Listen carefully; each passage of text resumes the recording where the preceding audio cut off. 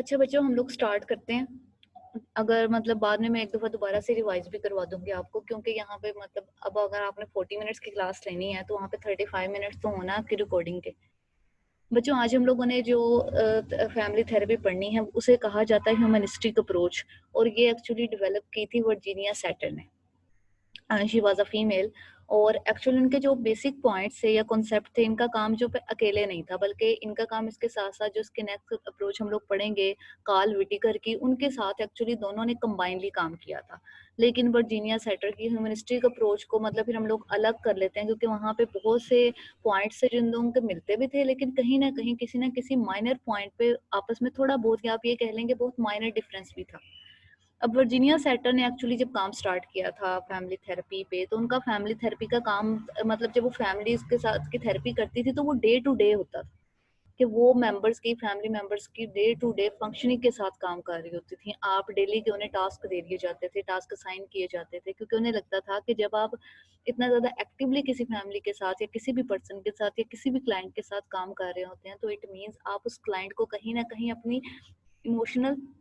Emotional warmth वो provide कर रहे होते हैं। और आहिस्ता आहिस्ता आहिस्ता आहिस्ता आपको भी उस फैमिली के साथ काम करते हुए पता चल रहा होता है कि आपने उन्हें जो भी टास्क असाइन किए हैं, उन टास्क का क्या क्या रिजल्ट निकल रहा है, क्या इमोशनल एक्सपीरियंस आ रहे हैं फैमिली में। फिर इसी तरह देखा जाता है कि फैमिली जो है वो इंडिविजुअल्स के साथ में उनका आपस में एक्सपोजर किस तरह से हो रहा है, आपस में उनके रिलेशनशिप किस तरह से बिल्डअप हो रहे हैं। डिफरेंट लोग जो भी फैमिली में रह रहे हैं, जितने भी फैमिली मेंबर्स हैं, वो सब फैमिली मेंबर्स अपनी अपनी स्ट्रेंथ और अपनी अपनी सेल्फ वर्थ से किस हद तक वाकिफ है। तो ज़्यादातर उन्होंने इस पे ज़्यादा फोकस किया था। फिर अगर उनकी जो भी, जैसे आप लोगों के सामने यहाँ पे 5 कॉन्सेप्ट आपको नजर भी आ रहे होंगे बच्चों, ये 5 कॉन्सेप्ट हैं। कहीं ना कहीं इनको कहा जाता है कि ये 5 कॉन्सेप्ट एक्चुअली फैमिली जो वर्जीनिया सैटर ने दिए थे, वो फैमिली मेंबर्स ने खुद को प्रोटेक्ट करने के लिए या अपनी खुद को प्रोटेक्ट करने के लिए, और इसके साथ साथ अपनी इमोशनल स्टेबिलिटी को प्रोटेक्ट करने के लिए वो लोग यूज करते थे। वर्जीनिया सेक्टर के जो ये 5 कॉन्सेप्ट आपको नजर भी आ रहे हैं, इनको हम लोग डिटेल में भी पढ़ेंगे। इसमें ओबियसली फर्स्ट वन है द प्लेस सेटर है, उसके बाद ब्लेमर है, सुपर रीजनेबल है, इररेलेवेंट है, एंड कॉन्ग्रुएंट कम्युनिकेटर।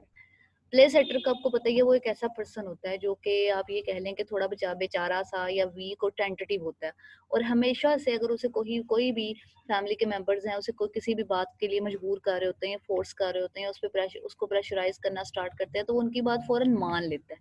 यानी कि आप कह सकते हैं कि उसका अपना कोई इतना ज़्यादा, मतलब आप ये कह लें बच्चों, अपना कोई पॉइंट ऑफ व्यू नहीं होता, या अगर अपना पॉइंट ऑफ व्यू होता है तो उसको लोगों के सामने अपना पॉइंट ऑफ व्यू रखने की या अपने पॉइंट ऑफ व्यू पे कायम रहने की कायम रहने में मुश्किल पेश आ रही होती है। इस वजह से प्ले सेटर जो है वो थोड़ा सा हर किसी के साथ एग्री कर लेता है, जो भी काम होता है उसे लगता है वो उनके साथ फाइट नहीं कर सकता, उनके साथ अपना आप ये कह लें कि मुकाबला नहीं कर सकता किसी काम में। तो इस वजह से वो थोड़ा सा बेचारा टाइप होता है, जो कि टेंटेटिव होता है, हर बात को फौरन मान लेता है।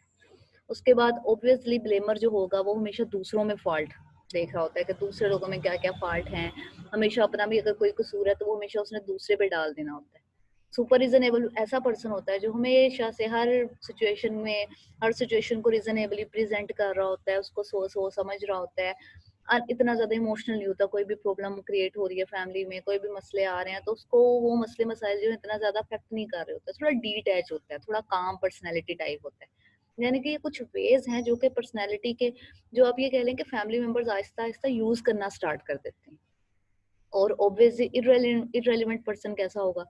जो के फैमिली के सब प्रोसेसेस से, फैमिली के आपस के कॉन्फ्लिक्ट से, फैमिली के अंदर क्या रूल्स एंड रेगुलेशंस हैं, फैमिली किस तरह से वर्कआउट कर रहा है, फैमिली की फंक्शनिंग किस तरह से हो रही है, प्रोसेस किस तरह से चल रहा है। जो इररेलेवेंट पर्सन है उसका इन सब में से किसी के साथ भी कोई लिंक नहीं होता, उसे कोई फर्क नहीं पड़ रहा होता फैमिली में क्या हो रहा है क्या नहीं हो रहा है।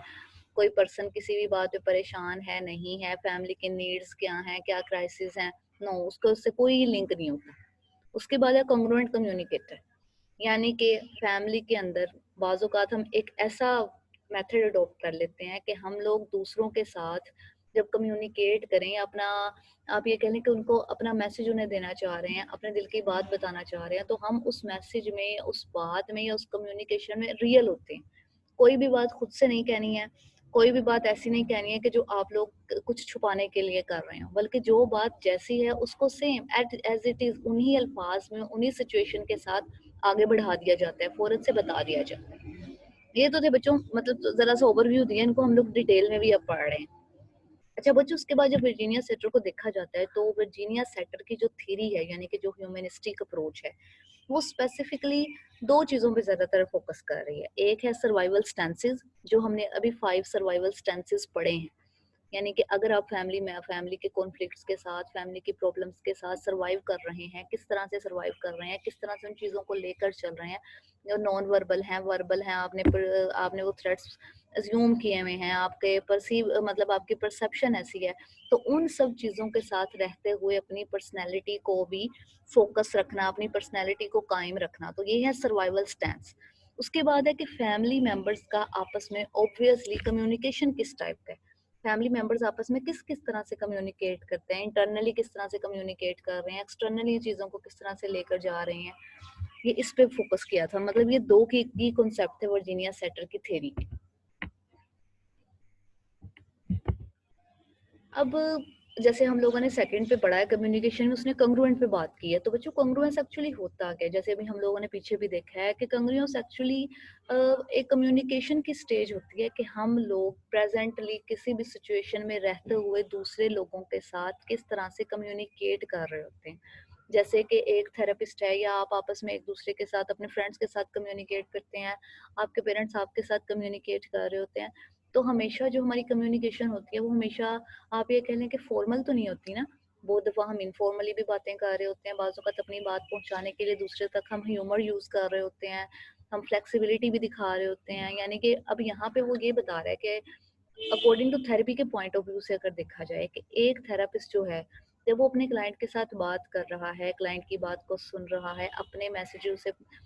मतलब अपने मैसेजेस उसे ट्रांसफ़र कर रहा है, तो इन सब चीज़ों में, इस कम्युनिकेशन में, वो हमेशा एक फॉर्मल सा और एक मोनोटोनस सा वे नहीं उसको यूज़ करना चाहिए, बल्कि उसे एक ऐसा वे भी यूज़ करना चाहिए कि जिसमें ह्यूमर भी हो, जिसमें कुछ ऐसी बातें हों जो कि थोड़ा इनफॉर्मल वे में हो, ताकि आपका जो क्लाइंट है वो थोड़ी, आप ये कह रहे हैं बच्चों के आपके साथ उसकी रेपो आहिस्ता-आहिस्ता बिल्ड होना स्टार्ट हो गई। अब जब आप एक बात ह्यूमरी वे में और थोड़ी फ्लेक्सिबल तरीके से और बहुत ज़्यादा थोड़ा इनफॉर्मल होके कह रहे होते हैं, तो वो चीज़ें उसके लिए ज़्यादा एक्सेप्टेबल होती हैं, क्योंकि वहाँ पे उसे ये लग रहा होता है कि जो सामने वाला पर्सन है, या जो अभी सामने वाला बंदा है, वो आपको जज नहीं कर रहा, बल्कि आप जैसे हैं वो आपको इसी बेस पे एक्सेप्ट कर रहा है। फिर इसके साथ-साथ बच्चों, वर्जीनिया सेटर ने कहा था कि अगर हम फैमिली मेंबर्स की जो सेल्फ एस्टीम पे ज़्यादा वर्क करें ना, तो जितना ज़्यादा हम सेल्फ एस्टीम पे वर्क कर रहे होते हैं, उस पर्सन की बहुत सी जो प्रॉब्लम्स हैं, आहिस्ता-आहिस्ता वो उस सेल्फ एस्टीम को बढ़ाने से ही खत्म होना स्टार्ट हो जाती हैं। तो स्पेसिफिकली वर्जीनिया सेटर ने ये कहा था कि हम लोग, मतलब जब भी फैमिली में या आपस में फैमिली मेंबर्स एक दूसरे के साथ कम्युनिकेट करें, अपना मैसेज एक दूसरे को पहुंचाना चाहिए, तो उन्हें चाहिए कि वहाँ पे वो आई स्टेटमेंट या आई का वर्ड यूज़ करें। अब आई का वर्ड क्यों यूज़ करें? क्योंकि जब आप आई का वर्ड यूज़ कर रहे होते हैं, आप किसी और पर्सन के बिहाफ पे बात नहीं कर रहे हैं, तो वहाँ पे कहीं न कहीं आप ये भी बताना चाह रहे हैं कि इस फैमिली में आपकी कोई वर्थ है, या आप अपना एक ओपिनियन रखते हैं, आपका कोई ना कोई आइडिया है। जी, जी, जी बच्चों, मुझे लगा शायद मुझे किसी ने बुलाया। तो एक सेल्फ एस्टीम को एनहांस करने के लिए, जब भी कोई पर्सन है, मतलब आप जैसे आप घर में बहुत सी बातें एक दूसरे को अगर मनवानी भी हो, तो बाज़ औक़ात हम लोग अपना नाम नहीं ले रहे होते, बल्कि हम लोग कह रहे होते हैं कि फलां बहन या भाई ने ये बात कही है, या अम्मी अब्बू ने ये बात कही है, या दादी अम्मा ने ये बात कही है। हालाँकि वो कहीं न कहीं वो बात आपके दिल की भी होती है, या आप भी वो काम करवाना चाह रहे होते हैं। लेकिन आपको लग रहा होता है कि आपकी बात इतनी ज़्यादा सुनी नहीं जाएगी, तो इसी वज़ह से आप वो बात दूसरों पे डाल देते हैं। कि उनकी शायद फैमिली में ज़्यादा वर्थ है, वो इन चीज़ों को ज़्यादा अच्छे वे में लेकर चल रहे हैं, तो इस वजह से वो शायद इसको करेंगे। तो अब बच्चों, इसका ये होता है कि वर्जीनिया सेटर ने आहिस्ता-आहिस्ता इस पे काम स्टार्ट किया था कि जब आपके पास कोई भी इंडिविजुअल आ रहे हैं, आपके पास कोई भी क्लाइंट आ रहा है, तो आप उस क्लाइंट को ये सिखाएँ, बल्कि उसकी आहिस्ता-आहिस्ता ट्रेनिंग करें कि जब भी उसने कोई भी बात किसी भी फैमिली मेंबर से शेयर करनी है, इवन आपको कोई बात उसने बतानी है, तो वहाँ पे वो किसी फलाँ फैमिली मेंबर का हवाला दे के उसके रेफरेंस से वो बात ना बताए, बल्कि वो बात इस तरह से आपके साथ कम्युनिकेट करे कि वो खुद ये कह रहा था, जो भी बात है। अब आप बेशक वो उस तरह की बहुत सी बातें, उस तरह के बहुत से हॉबीज़ में भी घर में बहुत से लोगों के होंगे, लेकिन उसके साथ-साथ वो आपके अपने भी तो होते हैं ना कहीं न कहीं। फिर आहिस्ता-आहिस्ता जब आपकी सेल्फ वर्थ या सेल्फ एस्टीम एनहांस होना स्टार्ट हो जाती है, तो आपको खुद भी लग रहा होता है, आप बहुत सी प्रॉब्लम्स को ओवरकम कर लेंगे। फिर ऑब्वियसली अ, देखा जाता है कि फैमिली मेंबर जो हैं या फैमिली जो है वो सारी ये देखती है कि जो वर्ल्ड या आप ये देख लें दुनिया में जो कुछ भी हो रहा होता है या आपके एनवायरनमेंट में जो कुछ हो रहा होता है, वो उसको एक प्राइमरी ट्रायड कंसीडर कर रही होती है। ट्रायड यानी कि वो 3 चीज़ों से मिलकर बना होता है, यानी कि वो एक चीज़ या एक काम जो है ऑब्वियसली वो आपके नियर बाय हो रहा है, आपके एनवायरनमेंट में हो रहा है। अब वो एनवायरनमेंट उससे किस हद तक अफेक्ट हो रहा है, तो ऑब्वियसली वही इफेक्ट आपके फैमिली पे आ रहा है। अब फैमिली से वही इफेक्ट उस पर्सन पे स्पेसिफिकली जा रहा है, तो ये एक ट्रायड कंसीडर कर लेते हैं बच्चों। ये दो एक्चुअली बेसिकली वर्जीनिया सेटर ने दो बातों पे सबसे ज्यादा जोर दिया था, मैं आपको दोबारा से बता देती हूँ। फर्स्ट वन थी सर्वाइवल स्टेंसेस। सर्वाइवल स्टेंसेस का मतलब है कि जब भी फैमिली में कोई भी कॉन्फ्लिक्ट आता है, कोई भी प्रॉब्लम रेज होती है, फैमिली मेंबर्स के साथ आपका कोई झगड़ा होता है, तो आप किन किन 5 सर्वाइवल पैटर्न्स को या कोपिंग स्टाइल्स को गेन करते हैं। अब यहाँ पे जो हम कोपिंग स्टाइल पढ़ेंगे बच्चों को, स्पेसिफिकली वो कोपिंग स्टाइल है जो कि वर्जीनिया सेटर ने खुद दिए थे। उसके बाद सेकेंडली वर्जीनिया सेक्टर का जो ज्यादा फोकस था वो था कम्युनिकेशन, यानी कि फैमिली मेंबर्स लोग, फैमिली में जो लोग हैं वो आपस में कम्युनिकेट किस तरह से कर रहे हैं। तो उसने वहां पे ये कहा था कि जितना ज्यादा हम कंग्रुएंटली यानी कि जितना ज्यादा हम जेन्युइनली एक दूसरे के साथ कम्युनिकेट करेंगे फैमिली में, मतलब जो हमारे दिल में है या जो बात हम उन्हें कहना चाह रहे हैं वो जितना ज्यादा इजी वे में उन तक कम्युनिकेट करेंगे, उतना ही ज्यादा हमारे आपस में जो एक दूसरे के साथ ताल्लुकात हैं या फैमिली के बहुत से कॉन्फ्लिक्ट्स हैं वो इसी से हल हो जाते हैं। और ऑब्वियसली बच्चों हम लोग फर्स्ट वन बाय वन उन सब सर्वाइवल स्टेंसेस की बात करेंगे जो कि वर्जीनिया सेटर ने प्रपोज किए थे, जिनमें फर्स्ट वन है प्ले सेटिंग। और जो प्ले सेटिंग का मतलब होता है, जैसे हम लोगों ने अभी पहले पढ़ा भी है, प्ले सेटिंग वो पर्सन होता है जो बहुत ज्यादा टेंटेटिव होता है, यानी कि वो दूसरों की हर बात को फौरन से मान लेता है, मतलब उसके अंदर एग्रीएबलनेस बहुत ज्यादा होती है। तो जब हम प्ले सेटिंग को देखते हैं तो प्ले सेटिंग में वो ये कहा जाता है कि जो प्ले सेटिंग में हम अपने सेल्फ को या अपनी ख्वाहिशात को या अपनी एनर्जी को बाजू का डिनाई कर देते हैं। अब बहुत सी जगहों पे, बहुत से मौकों पे ये कहा जाता है कि ये वो लोग ज्यादा इस तरह से करते हैं जो कि थोड़े असर्टिव होते हैं। उन्हें ये लग रहा होता है, मतलब वो थोड़े शाय होते हैं, वो इंट्रोवर्ट होते हैं, उन्हें लगता है कि उनकी कोई बात नहीं मानी जाएगी। तो वो बाज़ औक़ात अपने सेल्फ को डिनाई करके दूसरों को ज्यादा, आप ये कह लें कि प्रेफर कर रहे होते हैं। जब उन्हें प्रेफर कर रहे होते हैं तो बहुत से जो फैमिली में कॉन्फ्लिक्ट राइज हो जाते हैं या बहुत से आपके फैमिली में छोटे मोटे प्रॉब्लम्स होते हैं, तो उन्हें ये लग रहा होता है कि ये सारे प्रॉब्लम्स जो हैं,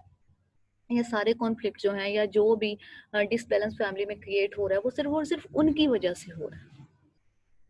अब यहाँ पे वो क्या करते हैं कि जो फैमिली का ऑनर है वो अपनी चीजों को उतना ऑनर नहीं देते या अपने आप को या अपनी जात को उतना ऑनर नहीं दे रहे होते, बल्कि वो जो दूसरे लोग हैं, जो सामने वाले लोग हैं, बेशक वो आपके बहन भाई हैं, आपके पेरेंट्स हैं, या फैमिली में अगर आप ज्वाइंट फैमिली सिस्टम में रह रहे हैं कजन्स हैं या कुछ भी हैं, बल्कि वो इतना ज्यादातर ऑनर उन्हें दे रहे होते हैं।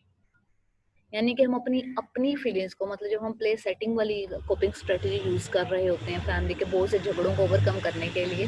तो हम वहाँ पे जो अपनी फीलिंग्स की वर्थ है या आप ये कह लेंगे अपनी जो पावर है उसे बिल्कुल खत्म कर देते हैं। वहाँ पे हम सिर्फ सामने वाले पर्सन को ज्यादा दे रहे होते हैं। अगर देखा जाए तो हम इसमें बच्चों बहुत ज्यादा केयर भी शो करवा रहे होते हैं, सेंसिटिविटी भी शो करवा रहे होते हैं। सेंसिटिविटी इन द सेंस कि हम ये शो करवाने की कोशिश कर रहे होते हैं कि हमें, जो हमारे सामने दूसरे लोग हैं या उनके जो भी विशेस हैं, हमारे लिए उन विशेस की ज़्यादा इम्पोर्टेंस है एज़ कम्पेयर टू अस। हम बहुत सी जगहों पे इस अपनी विशेस को डिनाई कर देते हैं। अगर मैं आपसे पूछूं कि आपने घर में प्ले सेटिंग करते हो या फैमिली मेंबर में प्ले सेटिंग करते हो या किसको देखा है, तो आप सब लोगों के माइंड में मे भी ये बात आए कि जो हमारी मदर हैं वो बच्चों के सामने या अपने फादर के सामने बहुत सी जगहों पे ये कोपिंग स्ट्रेटजी जो है वो यूज कर रही होती है। बहुत दफ़ा उनका हो सकता है कि अपनी पसंद का खाना बनाने का दिल चाह रहा हो, लेकिन वो नहीं बनाती क्योंकि उन्हें लग रहा होता है कि ये खाना जो है उनके बच्चों को इतना पसंद नहीं है। तो वहाँ पे आपकी बात को ज़्यादा वर्थ दी जाती है। फिर बहुत सी जगहों पे जो है ऑब्वियसली हस्बैंड के सामने अपनी बहुत सी बातों को वो ख़त्म कर देती हैं कि शायद उनकी बातों को ज़्यादा माना जाता है। इस तरह घर में बहन भाई भी बाज़ इस तरह के होते हैं कि आपको किसी फलां बहन या भाई से बहुत ज़्यादा प्यार है, तो अगर उसने कुछ भी कह दिया है तो आप उसकी बात फ़ौरन मान लेते हैं। इवन आपकी अपनी कोई मर्जी हो या आपका अपना कुछ दिल चाह रहा हो, उसको आप बिल्कुल निग्लेक्ट कर देते हैं, उसको बिल्कुल साइड पे रख देते हैं। तो ये है बच्चों प्ले सेटिंग, जिसमें हम एक्चुअली सेल्फ डिनाइल की तरफ जाते हैं। हम अपनी विशेस को डिनाई करते हैं, हम दूसरे लोगों की विशेस को ज्यादा एक्नॉलेज कर रहे होते हैं। अब यहाँ पे बच्चों जो हम प्ले सेटिंग यूज कर रहे हैं ये हम नेगेटिव वे में नहीं यूज कर रहे, बल्कि हम इसको पॉजिटिव वे में यूज कर रहे हैं। क्योंकि हमारा मेन पर्पस क्या है, मेन पर्पस हमारा ये है कि हम अपने जो कॉन्फ्लिक्ट्स हैं, जो हमारी राइवलरी है, उसको ओवरकम करना चाह रहे हैं। इसीलिए हम ये वाला कोपिंग स्ट्रेटेजी या सर्वाइवल स्टैंस यूज कर रहे होते हैं। प्ले सेटिंग के बाद जो बच्चों हम लोगों ने अदर एक और सर्वाइवल स्टैंड पढ़ा था जिसमें हम लोगों ने ब्लेमिंग के बारे में पढ़ा था। अब ब्लेमिंग क्या होती है बच्चों? ब्लेमिंग में जैसे आपको पता ही होगा कि इसमें आप क्या करते हैं कि जो हर बात है, मतलब ये आप ये कह लें कि जो प्ले सेटिंग का बिल्कुल ही ऑपोजिट है ना, वो ब्लेमिंग है। यानी जिसमें आप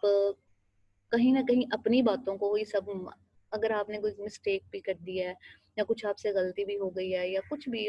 आपसे ये कह लें कि कुछ भी कॉन्फ्लिक्ट राइज हो गया, तो वहां पे आपको ये लग रहा होता है कि वो कॉन्फ्लिक्ट और वो सब चीजें जो है वो आपकी गलती नहीं थी, बल्कि जो आपके सामने वाला पर्सन है वो उसकी गलती थी। इसमें आप थोड़े से एग्रेसिव भी होते हैं, एग्रेसिव वे में चीज़ों को लेकर चल रहे होते हैं दूसरों की, मतलब एक ऐसा पर्सन होता है जिसने किसी की नहीं सुननी। अगर कोई आपको कोई अच्छी सलाह दे रहा है, कोई अच्छी सजेशन दे रहा है, तो आपको वो सजेशन भी मंजूर नहीं होती। आप वहाँ पे सिर्फ और सिर्फ अपनी सेल्फ स्टीम, मतलब आपको लग रहा होता है कि अगर आपने किसी और की बात मान ली या आपने अगर किसी और की सजेशन को एक्नॉलेज कर दिया, तो इट मीन्स आपकी तो अपनी कोई वैल्यू है ही नहीं है, या आपकी अपनी कोई सेल्फ स्टीम ही नहीं है, यानी कि आप उससे छोटे पड़ जाएंगे। यानी कि ऐसे पर्सन होते हैं जो कि हमेशा लड़ने मरने के लिए तैयार ही होते हैं। हो सकता है आपके घरों में भी, मतलब बहन भाइयों में ऐसा होता है ना कई दफा कोई कि जिसको लग रहा होता है कि उसकी कोई गलती नहीं थी, हालांकि आपको क्लियरली नजर भी आ रहा होता है कि फलां काम में या ये काम करते हुए उसने गलत किया था, लेकिन आप उससे नहीं बता सकते क्योंकि हम लोग भी डर रहे होते हैं। डर इसलिए रहे होते हैं कि हमें लग रहा होता है कि अगर हम उससे बताएंगे या उससे शेयर करेंगे तो उसे बुरा लगेगा, वो हमारी बात को समझेगा नहीं, हम हमें ठीक तरह से लेकर नहीं चलेगा। तो यहाँ पे अगर देखा जाए तो ये वो पर्सन होते हैं बच्चों जो हमेशा शुड की स्टेटमेंट यूज कर रहे होते हैं कि फलां चीज है वो इसी तरह होनी चाहिए थी, उसने ये काम इस तरह से क्यों किया, उसको ये काम इस तरीके से करना चाहिए था। यानी कि जब हम ब्लेमिंग या ब्लेमिंग वाला स्टैंस, सर्वाइवल स्टैंस यूज कर रहे होते हैं, तो वहां पे हम अपने सेल्फ को दूसरों से बिल्कुल डिस्कनेक्टेड कर लेते हैं। हमें लग रहा होता है कि हमें सिर्फ अपनी सर्वाइवल के लिए काम करना है, फैमिली की सर्वाइवल क्या है क्या नहीं, इट डजेंट मैटर।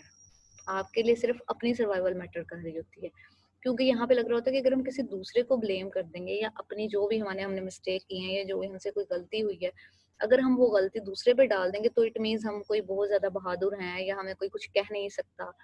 जैसे आपने घर में देखा होगा, बाज़-औक़ात घर में या अपनी लाइफ में आपने में भी कोई ऐसा पर्सन देखा ही हो, जिससे लग रहा होता है कि अगर उससे भी कोई मिस्टेक हो गई है, तो अगर वो दूसरों को बहुत ज़्यादा डाँटने लग जाए या अपनी सारी जो भी उसकी अपनी मिस्टेक हुई है, वो सारी मिस्टेक वो दूसरे के ऊपर डाल देगा, तो इट मीन्स के लोग उसे समझेंगे इसने कोई मिस्टेक नहीं की। हालाँकि ऐसा बिल्कुल नहीं होता। भई आपकी जो मिस्टेक है, वो आप ही की वजह से हो रही है ना। ये तो थे बच्चों हमारे 2 स्टैंस। उसके बाद जो थर्ड वन सर्वाइवल स्टैंस है, BS8 आपको समझ आ रही है? बच्चों? Yes ma'am. यस मैम आ रही है। बच्चों ठीक है, शुक्र है आ रही है, लेकिन अगर आप प्लीज अगर आपको कहीं पे समझ नहीं आ रही तो आप मुझे रोक सकते हैं, ठीक है? ओके बच्चों, ओके मैम। थर्ड वन जो सर्वाइवल स्टैंस है जो कि वर्जीनिया सेटर के अकॉर्डिंग है, वो है बीइंग सुपर रीजनेबल। यानी कि reasonable in the sense, reasonable में बच्चों होता है कि हम एक ऐसे पर्सन होते हैं, या आप ये कह लें कि हम एक ऐसा स्टाइल अडोप्ट कर लेते हैं कि हमें लग रहा होता है कि जो ऐसा पर्सन जो कि अनइमोशनल है, जो कि अगर फैमिली में कोई भी प्रॉब्लम हो गई है, कुछ भी है, तो वो इमोशनली उसको डिस्टर्ब नहीं कर रहा। वो पर्सन जो कि बहुत ज्यादा काम है, बहुत ज्यादा आप ये कह लें कि जिसके साथ हर कोई अपनी, मतलब बहुत ज्यादा पुरसुकून पीसफुल माइंड वाला है, डिटैच है, यानी कि उसका आप ये कह लें कि बाज़-औक़ात ऐसा भी हो जाता है कि फैमिली के अंदर अगर कोई प्रॉब्लम भी क्रिएट हो रही है या कोई कॉन्फ्लिक्ट है या फैमिली किसी क्राइसिस से गुजर रही है, तो कोई ना कोई एक ऐसा पर्सन है जो कि खुद को उन चीज़ों से बिल्कुल आइसोलेट कर देता है। उसे ये लग रहा होता है कि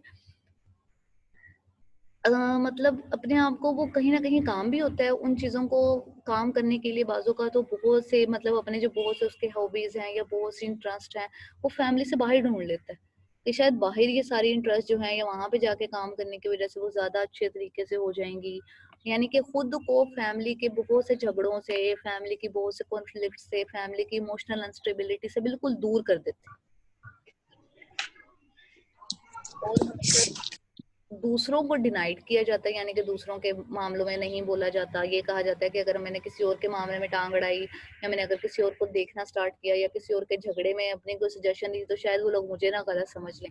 यानी बाज़ औक़ात जैसे फॉर एग्जाम्पल बच्चों, हम लोग बहुत से लोग अगर हमसे कोई मशवरा मांगे तो हम उन्हें दे देते हैं, लेकिन कुछ लोग ऐसे भी होते हैं जिन्हें लग रहा होता है कि अगर मैंने इसे कोई मशवरा दिया तो अगर वो चीज़ जो है या इससे मैंने कोई चीज़ सजेस्ट की, वो सजेशन गलत हो गई तो इट मीन्स इसका सारा ब्लेम मुझ पे आएगा। तो इससे ज़्यादा अच्छा है कि मैं एक ऐसा पर्सन बन जाऊँ जो कि बिल्कुल साइलेंट है, जिसे कोई फ़र्क नहीं पड़ता है कि वो आपसे कोई सजेशन माँग रहा है, इवन आपके पास उस सजेशन का सॉल्यूशन भी है, किसी प्रॉब्लम का सॉल्यूशन भी आपके पास है, आप उसी प्रॉब्लम को रिज़ॉल्व भी कर सकते हैं। लेकिन उस प्रॉब्लम को रिज़ॉल्व करने के साथ-साथ जो रिस्क है, आप उस रिस्क को डिनाई कर रहे होते हैं, और रिस्क को डिनाई करते-करते आप आहिस्ता-आहिस्ता, हम लोग क्या करते हैं कि हम आहिस्ता-आहिस्ता इंडिविजुअल्स को ही डिनाई कर देते हैं। हमें कोई लिंक नहीं होता दूसरों से कि दूसरे क्या कर रहे हैं फैमिली में, दूसरों की क्या मसरूफियात हैं। दूसरे अगर कोई गलत काम भी कर रहे हो तो आप उन्हें रोकेंगे नहीं, क्योंकि आपको लगेगा कि अगर आपने उन्हें रोका तो इट मीन्स वो उसका बुरा मनाएँगे, वो उसको किसी और तरह से लेकर चलेंगे, किसी और तरह से देखेंगे, समझेंगे नहीं आपकी बात को। यानी कि अलग-अलग सिनेरियो में इन चीज़ों को लेकर चल रहे होते हैं। उसके बाद है बच्चों बीइंग इररिलेवेंट, जैसे कि अभी हम लोगों ने पढ़ा। एक ऐसा पर्सन होता है फैमिली में जिसकी इंटरेक्शन किसी के साथ नहीं होती। बाज़ औक़ात अब ये मतलब बहुत से लोग कहते हैं कि जो घर का छोटा बहन भाई या घर का सबसे छोटा बच्चा होता है ना, या घर में जो सबसे छोटा होता है, अब ज़रूरी नहीं वो बच्चे, तो उसके ऊपर क्योंकि रिस्पॉन्सिबिलिटीज़ इतनी ज़्यादा नहीं होती, उसको बहुत सी फैमिली की टेंशन्स का पता नहीं होता, उसको वो फैमिली के बहुत से कॉन्फ्लिक्ट्स के बारे में इतना आइडिया नहीं होता, तो वो क्या करता है कि वो उन चीज़ों से थोड़ा दूर रहता है। अब फैमिली यानी कि वो एक ऐसा इर्रेलेवेंट पर्सन है जो कि हमेशा फन लविंग बहुत ज़्यादा होता है। उसके लिए दूसरे लोग मैटर ही नहीं कर रहे होते। अगर उसे कोई चीज़ चाहिए है या उसने अगर कोई काम करना है या उसकी कोई विश है, तो उसकी सबसे पहली प्रायोरिटी बस ये होगी कि ये विश जो है, ये काम जो है, ये फ़ौरन से पूरा हो जाए। अब इस काम में या इस काम को ना करने में या इस विश के फुलफिल होने में अगर कोई भी आप ये कह लें कि उसको प्रॉब्लम नज़र आ रही हो या प्रॉब्लम फेस भी कर रहा हो, तो उस वो प्रॉब्लम जो है उसके लिए ज़्यादा मैटर नहीं कर रही होती। यानी कि एक ऐसा पर्सन है जो कि आप ये कह लें बच्चों की फैमिली में ऐसे एक्ट कर रहा होता है कि जो बहुत इनअप्रोप्रिएट हो। यानी कि फैमिली की प्रॉब्लम्स का आपको एहसास नहीं है, आपको फैमिली की टेंशन्स का नहीं पता है, आप उन चीज़ों से बिल्कुल हट के बैठे हुए हैं, आपको नहीं पता कि वो चीज़ें कैसी हैं, कैसे चल रही हैं, कैसे नहीं चल रही हैं। समझ आ रही है बच्चों? BS 8th? Yes ma'am. वैसे आप लोग कर क्या रहे हैं? कोई और काम तो नहीं कर रहे बैठे? नो मैम, मैं तो छोटे बच्चे की खुसूसियात सुन रही हूँ, मतलब मैम अपनी। आप छोटी नो मैम। यस मैम, मैं छोटा बच्चा ही हूँ अपने घर का। अब ये खुसूसियात आप में है या नहीं है ये नहीं मुझे पता। बच्चों ये जरूरी नहीं है सिर्फ छोटे बच्चों में ही हो। अच्छा बाकी मैम, मैंने ना ग्रुप में सारे मैसेज बच्चे किया होते हैं। था कि मेरी मतलब मैं क्लास नहीं ले रही, तो अब मैं लाइट आ गई थी तो मैं ले रही हूँ। जी जी, मैंने देख लिया था आपका मैसेज। मैं ये कह रही थी ओके कि मैम। ये जो खुसूसियात हैं ज़रूरी नहीं है कि सिर्फ छोटे बच्चों में ही हों, बल्कि बाज़ औक़ात ये किसी दरमियान वाले किसी भी एज ग्रुप में हो सकती हैं। जैसे आप लोगों ने बहुत दफ़ा देखा होगा कि फैमिली में मतलब हम सब लोगों को ये लगता है कि जो फादर फिगर है हमारी फैमिली में, वो सबसे ज़्यादा रिस्पॉन्सिबल होते हैं। लेकिन बच्चों बहुत सी फैमिलीज़ ऐसी होती हैं जहाँ पे फादर जो है उनको कोई लिंक नहीं होता, उनको कोई कंसर्न नहीं होता घर के कामों से, ना घर की रिस्पॉन्सिबिलिटी से, बल्कि इवन जो बच्चे होते हैं वो अपने घर की बहुत सी कॉन्फ्लिक्ट्स को या उन चीज़ों से ज़्यादा कंसर्न्स होते हैं। तो ये जो स्टैंस है वो किसी के अंदर भी आ सकता है। अब बेसिकली हम ये सारे सर्वाइवल स्टैंस क्यों अडॉप्ट कर रहे होते हैं? क्योंकि हम एक्चुअली बेसिकली किसी भी प्रॉब्लम से रिलेट करती हुई एंग्जायटी को, उससे रिलेट करती हुई स्ट्रेस को कम करना चाह रहे होते हैं। या आप ये कह लें कि हम एक्चुअली उस स्ट्रेस को अवॉइड करना चाह रहे होते हैं, जिसकी वजह से हम कहीं ना कहीं इन कोपिंग स्ट्रेटजी में अपना जो है वो हमें लग रहा होता है कि हमें इनमें जाके पनाह मिलेगी या इनमें जाके हम सिक्योर हो जाएंगे। तो इसीलिए हम इन चीज़ों को यूज़ कर रहे होते हैं या इन इस तरह के कोपिंग स्ट्रेटजी इन मेथड्स को आहिस्ता आहिस्ता यूज़ करना स्टार्ट कर देते हैं। उसके बाद बच्चों हम लोगों ने ये पढ़ा था कि वर्जीनिया सेटर ने सर्वाइवल स्ट्रेंथ्स के साथ कम्युनिकेशन पे बात की थी कि किसी भी फैमिली में जो कम्युनिकेशन का पैटर्न है या कम्युनिकेशन का जो वे है वो सबसे ज़्यादा इंपॉर्टेंट होता है। और फैमिली आपस में किस किस तरह से कम्युनिकेट कर रही है, आपस में लोग आपस में आपके कम्युनिकेशन का स्टाइल कैसा है, आप एक दूसरे से बात कर रहे होते हैं तो किस तरह से कर रहे होते हैं, वो सब चीज़ें जो है सबसे ज़्यादा मैटर कर रही होती हैं। तो वहाँ पे जैसे वर्जीनिया सेटर ने कहा था जो आपका कम्युनिकेशन का पैटर्न होना चाहिए उसमें कंग्रुएंस होनी चाहिए। कंग्रुएंस का मतलब होता है कि आप बहुत ज़्यादा जेन्युइन हो। जी जी जी बच्चों। मैम सुपरनैचुरल बीइंग में और बीइंग इररिलेवेंट में कैसे डिफरेंस करेंगे? ऊपर रीजनेबल में और इररिलेवेंट में मैम यस मैम। अच्छा बच्चों, बच्चों कहीं ना कहीं दोनों एक दूसरे से मिल ही रहे हैं, लेकिन जो इररिलेवेंट पर्सन है ना, आप ये कह लें कि वो एक ऐसा पर्सन है जो कि जिसको हम इरिस्पॉन्सिबल कहते हैं, कि आपकी कोई भी कॉन्फ्लिक्ट है, आप किसी भी, आप ये कह लें प्रॉब्लम को फेस कर रहे हैं, फैमिली में कोई भी मसले मसाइल हो रहे हैं, वो डिटैच है उनसे, उसे उन चीज़ों से, उन बातों से कोई फर्क नहीं पड़ता। उसका सिर्फ एक कंसर्न है कि उसकी जो अपनी सेल्फ है वो हर तरह से, आप ये कह लें कि सेटिस्फाई हो, बहुत ज़्यादा फन लविंग होता है। और फन लविंग में या क्रिएटिविटी में बाजूकात आपके बहुत सी जो आप ये कह लें कि विशेज़ है ना, आपको इससे फ़र्क नहीं पड़ रहा होता कि आपके जो इर्द-गिर्द रहने वाले लोग हैं, आपके उन विशेज़ को किस तरह से पूरा कर रहे हैं। बस आप चाह रहे होते हैं कि वो विशेज़ फ़ौरन से पूरा हो जाए। आपको दूसरों के साथ आपने इंटरेक्शन कैसे करना है, किस तरह से बोलना है, अब मतलब बड़ा बहन-भैया तो उससे किस तरह से बोलना है, किसके साथ बदतमीज़ी नहीं करनी, यानी कि उनका इससे कोई लिंक नहीं होता। हमेशा बहुत ज़्यादा गुस्से में भी रहते हैं, दूसरे लोग जो हैं वो मैटर ही नहीं कर रहे होते। लेकिन जब हम सुपर रीज़नेबल की तरफ, बीइंग रीज़नेबल की तरफ जाते हैं, रीज़नेबल में क्या होता है, नो डाउट वो भी थोड़े से, आप ये कह लें कि फैमिली से डिटैच होते हैं, आइसोलेट होते हैं, लेकिन उसके साथ-साथ उनके अंदर एक और आप ये कह लें कि एक और कॉन्सेप्ट या एक और फैक्ट होता है, वो होता है इंटेलेक्चुअल का। इंटेलेक्चुअलिज्म यानी कि वो इतने इंटेलिजेंट या इतने कंसर्निंग ज़रूर होते हैं कि अगर किसी जगह पे या फैमिली के किसी कॉन्फ्लिक्ट में उनकी ज़रूरत है, तो उस कॉन्फ्लिक्ट को वो रीज़नेबली ख़त्म करने के लिए अपनी एफर्ट पुट कर देते हैं। लेकिन वो हर काम में टांग नहीं अड़ा देते, मतलब बहुत सी जगहों पे आप ये कह लें कि वो बहुत से कामों से दूर रहते हैं, लेकिन बहुत से कामों में अपनी रिस्पॉन्सिबिलिटी सिर्फ तब फुलफिल करते हैं जब उन्हें आप बाकायदा, आप ये कह लें कि दावत दे के बुलाएं कि जी अब ये काम है, आप कर दें। लेकिन उसके साथ-साथ नो डाउट वो काम करने के लिए तैयार हो जाएँगे, लेकिन उस काम को करने के साथ-साथ उनकी अपनी कुछ कंडीशंस होती हैं। कि जैसे आप लोग बहुत दफ़ा बहुत से काम करने लगते हैं, तो आप नहीं कंडीशन साथ लगा देते, अच्छा गलत हो गया तो हमें डाँटा नहीं जाएगा। अगर हम लोगों ने ऐसे कर दिया तो हमें कुछ कहा नहीं जाएगा, या मैंने सिर्फ़ इतना काम करना है, इससे ज़्यादा करना ही नहीं। लेकिन घर में एक ऐसा पर्सन भी होता है जिसको मदर हैं या बहन-भाई हैं, कोई भी, वो कोई भी काम कह दे वो फ़ौरन से कर देता है। लेकिन एक ऐसा पर्सन होता है जिसको आप कह नहीं सकते किसी भी उल्टे-सीधे टाइम पे, आपको उसके साथ उसकी कंडीशंस के अकॉर्डिंग चलना पड़ता है। अब समझ आई है इकरा? मैम इसमें हम ये भी एक चीज ले सकते हैं ना कि सुपर रीजनेबल इस वजह से ऐसे रिएक्ट कर रहे हैं क्योंकि उसकी कोई सुन नहीं रहा, और जो से इररेलेवेंट है, बीइंग इररेलेवेंट, वो इस वजह से वो स्ट्रेस से अवॉइड करना चाह रहे हैं। बच्चों हम लोग दोनों साइडों पे एक्चुअली कर, हम जितने भी हम लोग सर्वाइवल स्टेंसेस कर रहे हैं, इन सब में हमारा मेन फोकस ये है कि हम स्ट्रेस को अवॉइड कर रहे हैं। अब आप देखें इररिलेवेंट है, उसने तो अपने लिए, आप ये कह लें कि, आप कह लें कि उसके अंदर कॉन्फिडेंस ही नहीं है ना कि किसी काम में, किसी कॉन्फ्लिक्ट को, किसी रिस्पॉन्सिबिलिटी को अटेन करने का। तो उसने अपने लिए सिर्फ एक बात सोच ली है, उसे लगता है कि अगर वो किसी काम में पड़ेगा ही नहीं, यानी कि कोई काम करेगा ही नहीं, कोई रिस्क ही नहीं लेगा, तो इट मीन उसको कोई परेशानी नहीं होगी। लेकिन रीजनेबल में क्या करते हैं, वो थोड़ा सा, आप ये कह लें कि अपने इंटेलिजेंस को यूज कर रहा होता है कि अच्छा मैं ये काम कर देता हूँ क्योंकि ये काम मैं कर सकता हूँ, या ये काम मैं अच्छे तरीके से कर सकता हूँ। तो वहां पे वो अपने इंटेलेक्चुअल चीजों को यूज करके अपनी स्ट्रेस, यानी कि पहले ही वो स्ट्रेस को मैनेज भी कर रहा है साथ साथ, लेकिन उसके साथ साथ कि अगर काम गलत हो गया तो दूसरे मुझे कुछ नहीं कहेंगे, तो उससे पहले वो अपनी कंडीशंस भी साथ साथ बता देता है। ठीक है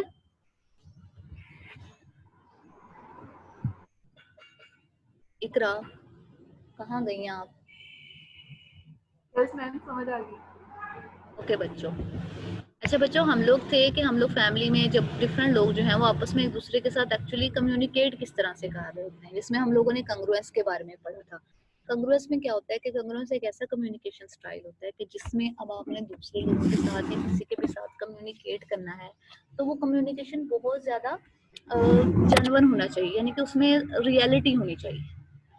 ऑब्वियसली मतलब अकॉर्डिंग टू वर्जीनिया सेटर के, जब आप कम्युनिकेट करें एक दूसरे के साथ, तो उसके उसमें कहीं ना कहीं आपको अपनी तारीफें भी करनी पड़ रही होती हैं, और बाजुकात आप जब सामने वाले की तारीफ कर रहे होते हैं तो इस तरह सामने वाले को लग रहा होता है कि आप उसे